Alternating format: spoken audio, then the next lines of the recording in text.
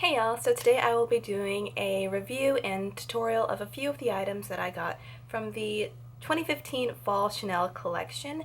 So keep watching for the tutorial on this look, and afterwards you can watch my quick little review and what I think of the products. So I've already applied my foundation. I used the Marc Jacobs Remarkable Foundation in number 52 Honey Light, and I'm just tapping out a couple of areas where it seemed to have transferred a little bit. Not really sure how I feel about this foundation just yet. Next, I'm going to prime my eyelids with MAC Paint Pot and Groundwork and a Sigma E60 brush. And then I'm going to blend that out with a Sedona Lace E63 brush.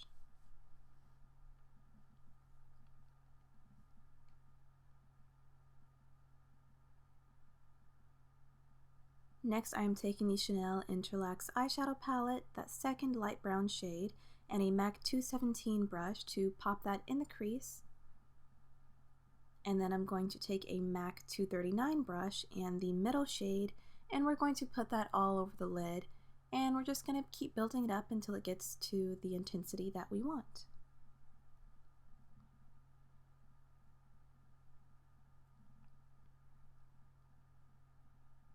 And now I'm going back in with that 217 brush and more of that light brown shade to blend it out. Oh, we're really close to my face now.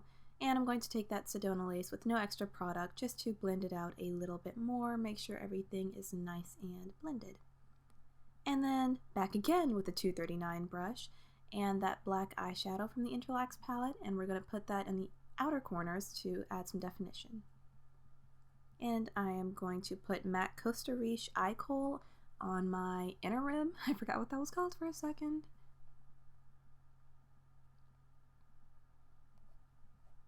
And then I'm going to take the NYC liquid eyeliner to create my wings. This eyeliner is a little tricky to work with because if you get any of it on your lashes, it's going to make them stick together, and it is going to be so hard to apply mascara, but it works pretty nicely if you're extremely careful.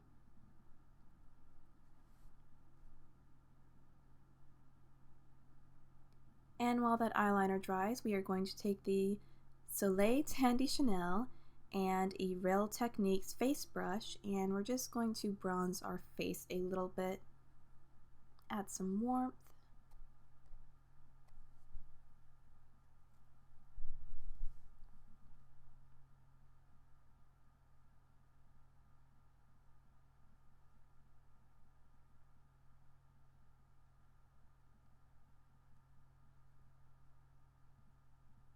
And because that was a cream product, I am going to set it and my foundation with the Mercier loose setting powder and a stippling brush. Next, I'm going to take the Chanel blush in Alezane and a Sigma F40, and we're going to lightly put that on our cheeks and make sure we blend it out really well.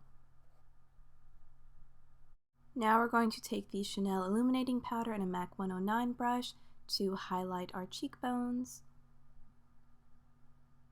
And then I'm going to take a Real Techniques accent brush and that white shade from the Entrelacs palette, and I'm going to put that on my inner corners, a little bit of that dark brown shade underneath my eyes, and then I'm going to put more of the white shade underneath my brows to highlight there.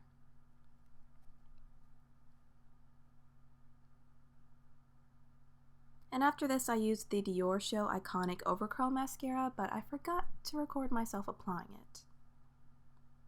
And now I'm going to wipe off my lip balm and apply the Chanel Lip Definer in Vamp, I believe. I'm not crazy about this lip liner, but it'll do.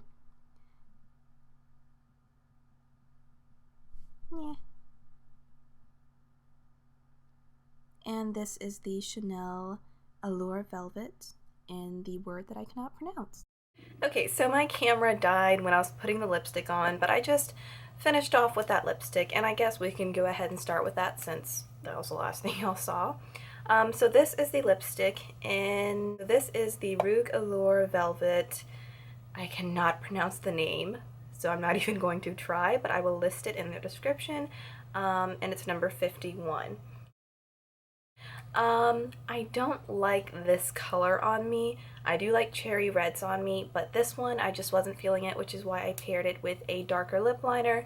I believe this one was supposed to be matte, but it's very satiny and it's not my kind of finish. I prefer really super matte lipsticks, and this one isn't very matte, so I have to definitely be careful with it, make sure it's not on my teeth. But overall, it's a very nice formula. That being said, I don't really like Chanel lipsticks. I only have 3, but of the 3 I have, I don't really like any of them. So, yeah. I feel like I'm doing this so backwards, but the next item I got from their collection is the blush in 260 Alezane, like this. In the pan, it looks just kind of nothing special, but I love this blush. I think it's great.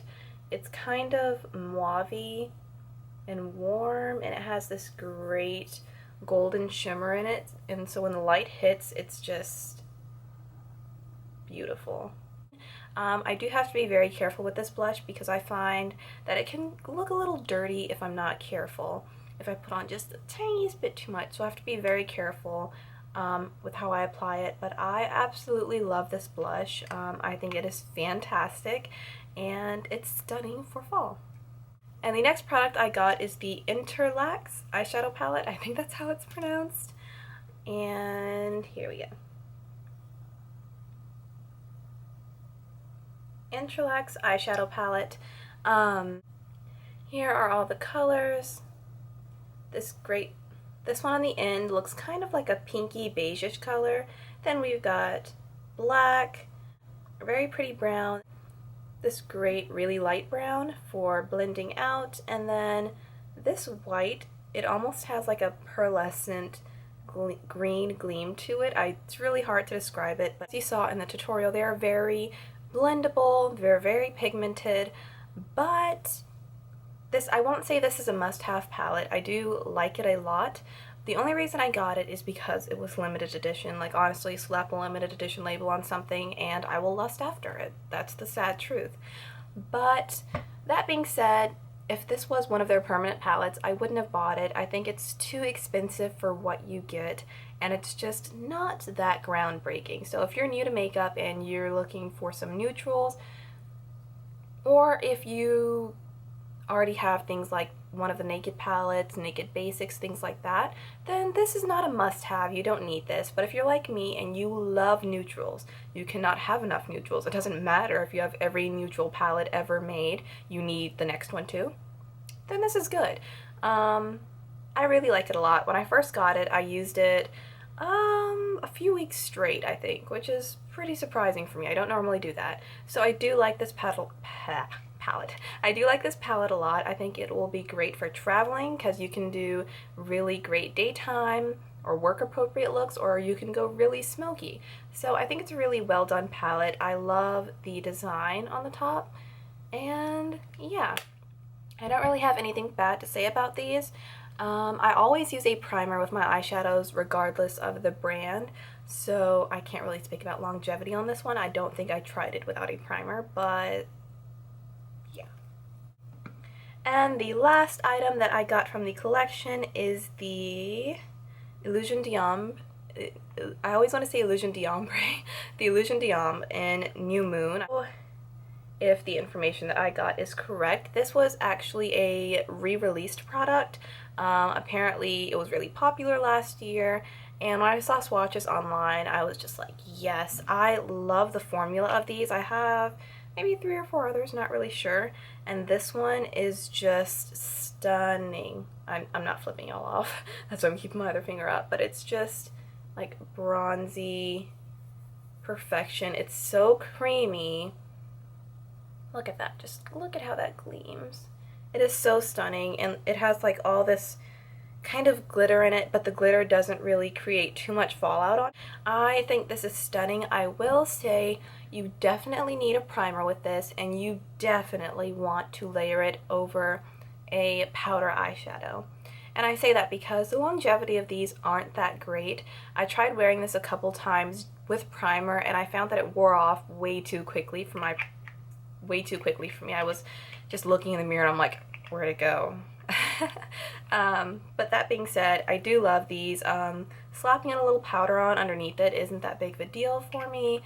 And yeah, I just think this is so stunning. If I could go back in time and stop myself from repurchasing any of those items, it would be the lipstick, just because it's not my favorite formula. I don't absolutely love it. I don't reach for it a lot, but it's pretty. I do like it layered over darker lip liners. But yeah, everything else I'm happy with. I think they are great pieces to have in your collection. I don't think they are must-haves, but I think they are very nice pieces. So yeah, that was my review. I'm sorry, I'm still trying to figure out my lighting situation. I don't know how any of this works. Everything I used will be listed below, and I will leave links to the fall Chanel products. Thank you so much for watching, y'all. Please like and subscribe if you like this video.